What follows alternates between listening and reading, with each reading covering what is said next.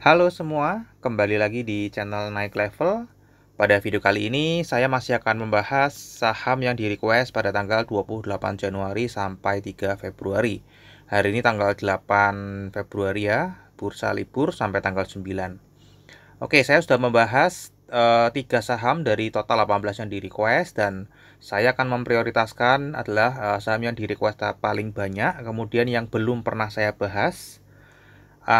Untuk request teman-teman yang tidak saya bold kuning itu berarti saya sudah pernah membahasnya. Teman-teman silahkan cek atau search di YouTube menggunakan keyword analisa saham, kode emitennya Naik Level.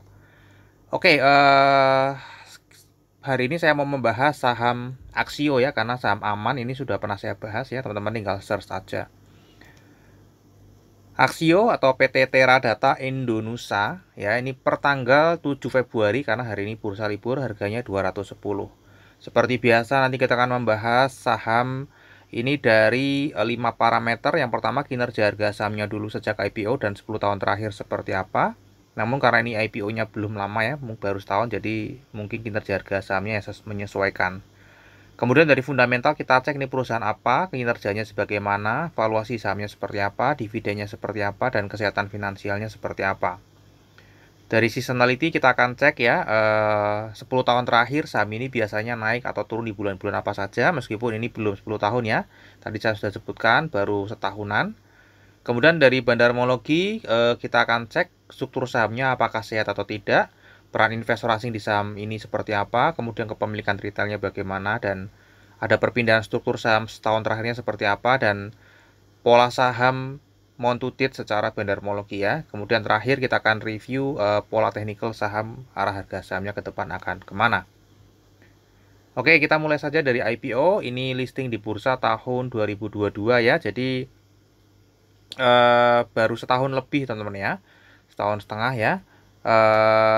Harga IPO-nya Rp140 dan hari ini harganya 210, berarti ini naik teman-teman ya. Kalau teman-teman beli sejak IPO dan tidak di otak-atik ya, didiemin saja, teman-teman sudah floating profit 50% dan belum termasuk dividen.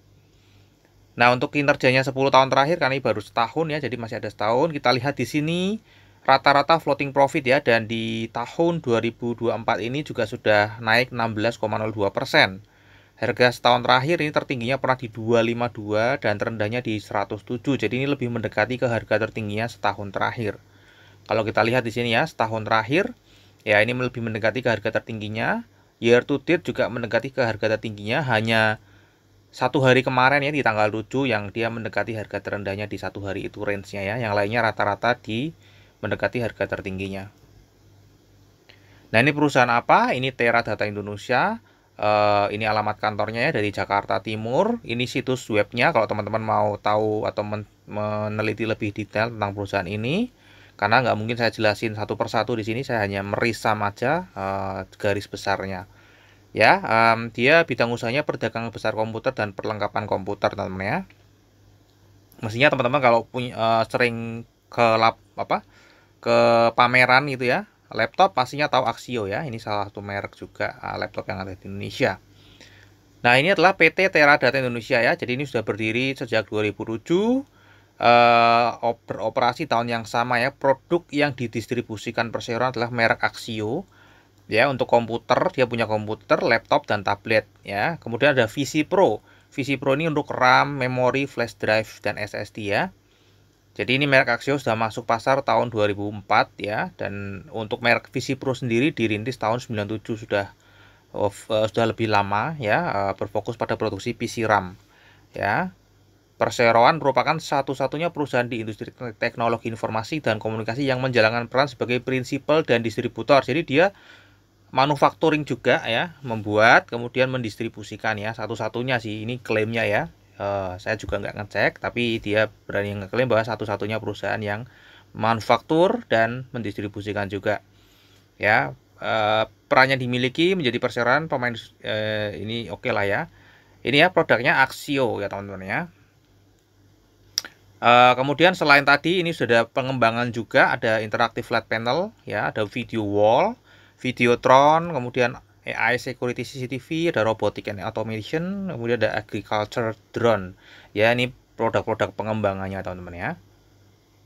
Nah, ini entitas anaknya dimiliki, dia punya satu PT Internet Pratama Indonesia, dia bidang usahanya perdagangan besar komputer, perlengkapan, dan piranti lunak. Ya, ini kepemilikannya 60% di Jakarta. Kemudian ada PT Pintar Pilih Motor. Ya, ini perdagangan besar untuk motor listrik. Jadi ini sudah mulai masuk ke motor listrik ya. Kepemilikannya 99,99%. Nah, untuk laporan keuangannya sendiri seperti kuartal 3 2023 atau per 30 September ini penjualannya dari produk komersial dan retail totalnya ada 807 miliar ya. Ini naik dibandingkan tahun lalu, 9 bulan tahun lalu. Dan kalau kita lihat di sini ada rincian penjualan yang melebihi 10%, yaitu dari PT Aneka Sakti Bakti, sorry ya. Dan ini cukup lumayan besar namanya kontribusinya. Kalau kita lihat di tahun 2022 ini hampir setengah dari omsetnya ini ke sini ya, dan di tahun 2023 bahkan hampir 70%. Jadi ini sangat tergantung dengan satu customer ini teman-teman ya. Jadi saya coba cek ini apa, dan ya saya menemukan lah ya, ada websitenya namanya Asaba ya. Jadi Asaba ini dia awalnya mendistribusikan produk alat tulis ya. Dia distributor mendistribusikan produk-produk alat tulis. Ya, terus berubah menjadi perusahaan yang memiliki unit bisnis yang kuat ya. Anak-anak perusahaannya nih dia ada manufaktur alat tulis ya, memproduksi, kemudian ada distribusi peralatan kantor dan mesin fotokopi besar ya, kemudian gerai retail alat tulis, penyedia solusi komputer. Nah, ini ya teman-teman ya yang di sini. Jaringan manufaktur makanan dan roti. Jadi banyak nih, bisnisnya banyak, termasuk salah satunya adalah sebagai distributor atau mendistribusikan atau punya retail juga untuk komputer teman-teman ya. Ya, ini teman-teman ya, teman-teman bisa baca sendiri, ada webnya, site-nya juga Asaba, teman-teman bisa search di Google ya. Jadi ini memiliki, ini kantor pusatnya ada di Bandung, Jogja, Semarang, Balikpapan, Makassar ya, memiliki subdistributor dan jaringan reseller. Ya, jadi ini yang memiliki kontribusi terbesar ke Aksio teman-teman ya. Nah, sekarang kita akan masuk ke kinerjanya. Kalau kita lihat ini cukup bagus ya. Dia IPO di 2022 ini, sebelumnya 2021 sudah signifikan naiknya. Laba kotornya sayangnya turun di tahun 2022, ini juga sama ya. Kemudian kalau kita cek kinerjanya untuk kuartal annualized 2023, annualized 2023 ini diprediksi turun. Ya, turunnya cukup lumayan ya, dari yang dulunya 1,4 triliun, 1,4 triliun hampir 1,5 triliun. Annualized-nya di tahun 2023 ini 1,1 triliun. Meskipun profitnya kalau kita lihat ya lebih tinggi daripada tahun 2022 ya. Padahal secara pendapatan ini lebih tinggi tahun 2022. Nah, kenapa itu bisa terjadi? Kalau kita cek dari struktur pendapatannya ya, ternyata untuk laba kotornya ini 2023 ini cukup tinggi ya, menyamai 2019, di mana 2019 tadi secara nominal itu sangat kecil teman-teman ya. Nah, hanya 167 miliar ya. Namun di tahun 2023 di mana pendapatannya sudah naik sangat signifikan, namun laba kotornya bisa naik menyamai, mirip lah ya, nggak sama tapi mirip, mendekati 21% ya. Sehingga dia mendongkrak laba usaha dan laba bersihnya teman-teman ya. Di tahun ini ya, kalau kita lihat laba bersihnya mencapai double digit ya, untuk pertama kalinya dan tertinggi ya, sehingga tadi labanya itu lebih tinggi dibandingkan 2022 meskipun secara pendapatannya turun. Nah, kalau kita lihat secara angka tadi sudah disebutkan juga ya di laporan keuangannya, ini risamnya aja turun teman-teman ya. 9 bulan ke 9 bulan ini sedang turun 0,6%. Total pendapatannya untuk beban usahanya naik teman-teman ya. Bentar,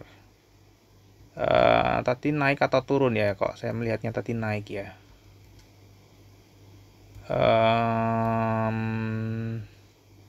Oh, turun ya teman-teman ya. Turun ternyata ya. Dari 844 ke sini saya ngelihatnya hanya subjumlah yang ini ya, naiknya. Ini turun ternyata, betul. Kinerjanya turun tipis sekali ya teman-teman ya. Kinerjanya turun tipis sekali. Ya laba bersihnya tapi naiknya cukup signifikan ya, dari 53 menjadi 89. Ya, jadi kinerjanya turun tipis, namun labanya naik cukup signifikan. Kalau kita lihat untuk valuasinya, karena ini baru setahun datanya, jadi saya menggunakan existing aja, tidak ada historicalnya. Untuk PE ratio annualized-nya 10,51 teman-teman ya, dan untuk PBV-nya ada di 2,31.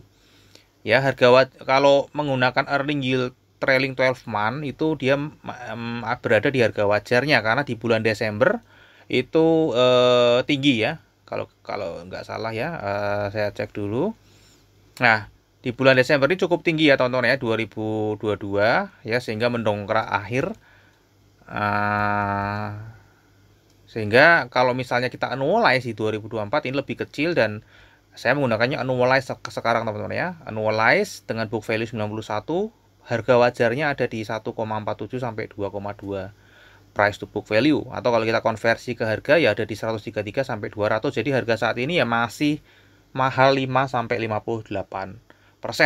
Nah, nanti kalau misalnya kuartal 4 2023 muncul dan dia lebih tinggi, ya otomatis valuasinya atau harga wajarnya akan berubah. Ya. Jadi untuk saat ini masih mahal, tipis ya. Nah, untuk dividen ini membagikan dividen ya, saya bilang ini rutin sejak IPO membagikan dividen, dan yieldnya ya cukup lumayan lah untuk sekelas perusahaan yang baru IPO. Ini yieldnya cukup lumayan ya, apalagi dengan book value tadi sudah di kepala 2 ya. Dengan yield seperti ini lebih apa ya, ya oke lah ya menurut saya. Kemudian untuk forecast dividen di 2024 ini saya belum bisa memforecast, karena apa? Karena dia sudah memberikan dividen interim. Dan ini payout ratio-nya sudah lebih daripada 2022. Jadi kemungkinan ini akan menjadi dividen final. Ya, dividen final. Dan untuk dividen 2024 kemungkinan interim lagi, namun karena belum ada data sama sekali, jadi saya tidak bisa memprediksi ya. Tidak ada annualize ya. Datanya kalau misalnya mau spekulasi ya dianggap aja sama dengan 2023 akan bagian 9 lagi ya. Namun itu kan terlalu berspekulasi, karena kita nggak tahu dia akan naik atau turun di tahun 2024. Nah, untuk kesehatan finansialnya kita lihat untuk quick ratio-nya ini mepet ya teman-teman ya. Ya cukup oke, tapi mepet ya, tidak sampai 1, belum pernah mencapai 1, meskipun kalau kita lihat ini semakin membaik ya. Nah, kalau melihat quick ratio-nya gini sih lebih baik tidak membagikan dividen ya, menguatkan finansial dulu. Namun kalau kita current ratio-nya ini oke ya, juga naik terus, dan debt to equity ratio-nya juga bagus, turun terus ya. Untuk tahunan juga ini dulu sempat di atas 1, kemudian turun ya, dan sekarang sudah turun lebih dalam lagi. Jadi ini bagus, hutangnya selalu berkurang, dan quick ratio dan current ratio-nya atau kemampuan membayar hutangnya dalam jangka pendek ini juga semakin menguat. Untuk seasonality kalau kita lihat ini belum cukup data lah ya, ini belum cukup data, jadi nggak bisa dipakai lah ya. Cuma kalau kita lihat ya 2 tahun ya, ini November yang paling oke, karena selalu naik di bulan November. Desember juga selalu turun, September selalu turun 2 kali, namun baru 2 kali teman-teman ya. Nah, sekarang kita cek ke bandarmologinya untuk komposisi pemegang sahamnya. Kita lihat pengendalinya oke ya. Jadi ini sehat ya, pengendali dia di atas 50%, dan cukup satu PT ini saja yang memberikan oke, maka kebijakan perusahaan bisa dijalankan. Ya, tidak perlu lobby-lobby, tidak perlu nego-nego pihak lain. Ya, jadi ini sangat bagus, ideal untuk bandarmologi ya. Kemudian ada beberapa PT lagi, 16,5 ini ada individual, juga ada komisaris dan direksi. Masyarakatnya 20,89, total lembar sahamnya 5,8 miliar. Nah, kalau kita lihat peran investor asing di saham ini tidak terlalu besar, dan korelasinya juga acak ya. Acak, tidak nyambung, bahkan cenderung berlawanan arah ya. Jadi bisa diabaikan saja peran investor asing di sini. Kalau kita cek kepemilikan retailnya, ya ini cukup menarik, karena kalau kita lihat ya dari Januari ke Januari ini datanya kebetulan sudah muncul ya. Jumlah holdernya turun ya, dari 3.200 menjadi 2.566. Ya, sebulan dari Januari, Desember ke Januari juga masih turun lagi. Untuk setahun terakhir kalau kita lihat ya, selain jumlah investornya turun, jumlah lembar sahamnya juga turun drastis. Average-nya turun drastis dan value-nya turun drastis ya. Jadi keluar, memang ada yang exit setahun terakhir. Dan kita lihat exit terbesarnya ada di bulan Juni ke Juli ya, dimana waktu itu 843 itu tiba-tiba turun hampir separuhnya. Ya, kemudian ini masih turun terus ya teman-teman ya. Per orangnya ini keluar membawa 110 juta rupiah ya kalau menggunakan harga saat ini ya.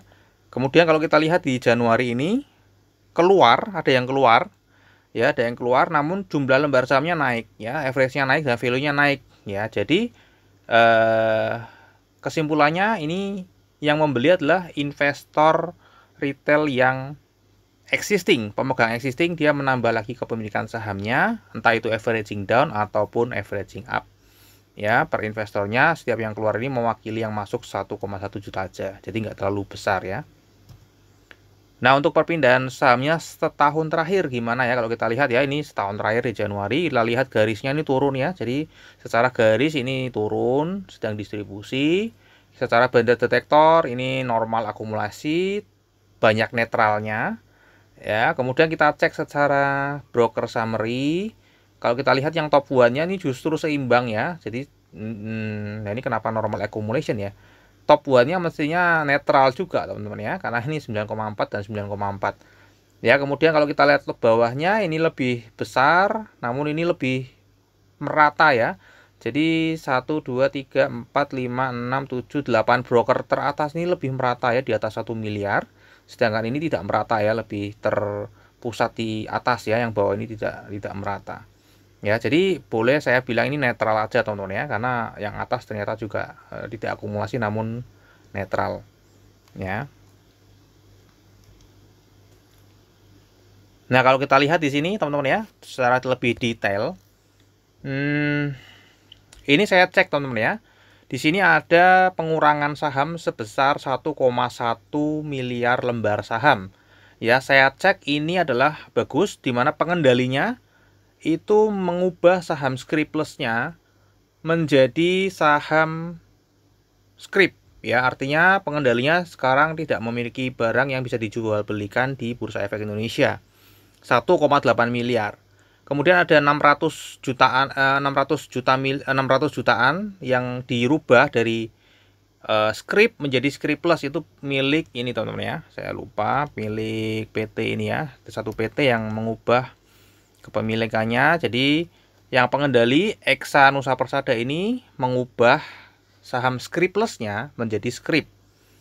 Ya. Kemudian nah, Primitias ini mengubah sahamnya yang tadinya script ya atau warkat ya, ini warkat ya, menjadi non warkat ya, menjadi script atau menjadi scriptless ya. Jadi Primitas ini 650 juta dirubah. Jadi Primitas yang tadinya nggak bisa jual beli saham di Bursa Efek jadi bisa jual sahamnya di Bursa Efek ya, karena dirubah ya. Jadi bagus ya, karena pengendalinya pemilik paling banyak justru merubah sahamnya menjadi scriptless ya, script ya. Jadi dia tidak punya pemikiran sama sekali untuk menjual sahamnya saat inilah. Dia mau berfokus kepada kinerja perusahaan ya. Asumsi saya seperti itu ya. Ya, jadi ini ada dilusi ya teman-teman. Di sini ada dilusi. Kalau kita lihat sebenarnya Januari ke Januari ya, 2023 ke 2024 ini sama teman-teman ya. Ini sama, kepemilikannya sama, dana pensiunnya sama, cuman terdilusi dia jadi naik ya. Dia jadi naik karena ada pengurangan saham sebesar 1,1 miliar. Ya, investor retail lokal juga ini terdilusi. Namun memang ada yang buang teman-teman ya, ada yang buang sehingga jumlahnya turun cukup drastis. Namun buangnya hanya min 2,36%. Jadi saya anggapnya ini netral aja teman-teman ya. Saya anggapnya ini untuk jangka panjangnya netral. Kemudian untuk nah ini kalau yang bulan ini ya, ini terlihat ya harga naik namun ini turun. Kita lihat di sini big accumulation top one, dan ini betul ya, kita di broker summary ada satu broker OD yang mendominasi pembelian ya. Ya, ini diladeni oleh dua kode broker ya, PC dan PD, disampung oleh OD. Jadi ini terlihat big accumulation di 1 sampai 7 Februari ya, ini 8 kan nggak ada. Oke, secara teknikal kita lihat ya. Nah, ini kalau saya lihatnya jangka panjang teman-teman ya, karena ini dia sebelumnya downtrend. Ya, downtrend. Kemudian downtrendnya putus di sini. Setelah jadi downtrend dia berkonsolidasi atau ranging. Ya, dia ranging di area sini dan ini dia mulai breakout ya. Break dan ini turun lagi dan breakout lagi. Ya, jadi downtrend, ranging dan ini berpotensi membentuk pola uptrend teman-teman ya. Kalau kita lihat di sini ya, ini sudah membentuk lower high, higher low, higher low. Ini higher high ya. Jadi dia sudah membentuk higher high. Sudah membentuk higher high. Di sini ya juga ini higher high ya, kecil-kecil namun lihatnya yang besar aja. Ini membentuk higher low. Ya, meskipun di sini ya ini mirip-mirip sama sih ya. Ya, cuma dia tidak membentuk lower low. Nah, ini tinggal di sini dia akan melanjutkan naik atau justru dia akan ranging lagi di sini ya. Jadi kalau menurut saya tadi kemungkinan masih akan ranging sebentar ya di area sini 250 ya. Kemudian baru nanti uptrend teman-teman ya, menjelang mungkin kalau ada isu dividen ya, dia akan uptrend lagi ya. Karena ini sedang akumulasi ya, pastinya akumulasinya tergantung sih ya, tadi sedang akumulasi di Februari.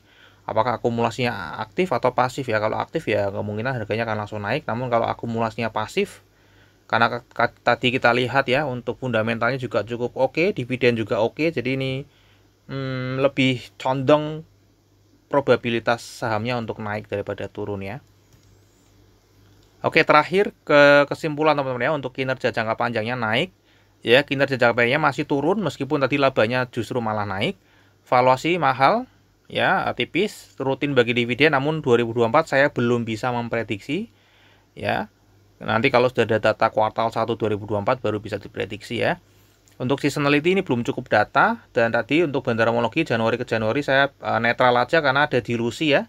Ada dilusi dan dilusinya itu bagus karena pengendalinya justru merubah saham Scripps-nya menjadi script.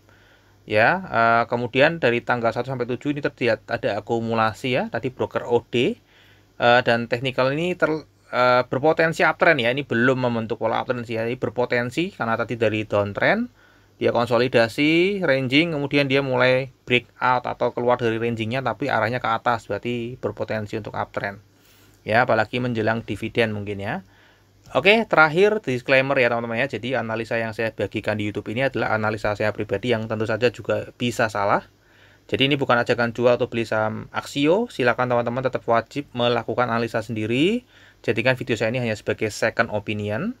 Jadi kalau teman-teman sudah menganalisa sendiri, optimis, ternyata menonton video saya juga mendukung, ya silakan. Namun kalau misalnya teman-teman optimis, namun ternyata nonton video saya kontra, ya mungkin bisa dipertimbangkan lagi ya, dianalisa ulang lagi untuk lebih yakin. Seperti itu teman-teman ya, mungkin sampai di sini dulu aja analisa saham Aksio. Kita akan ketemu lagi di video yang berikutnya.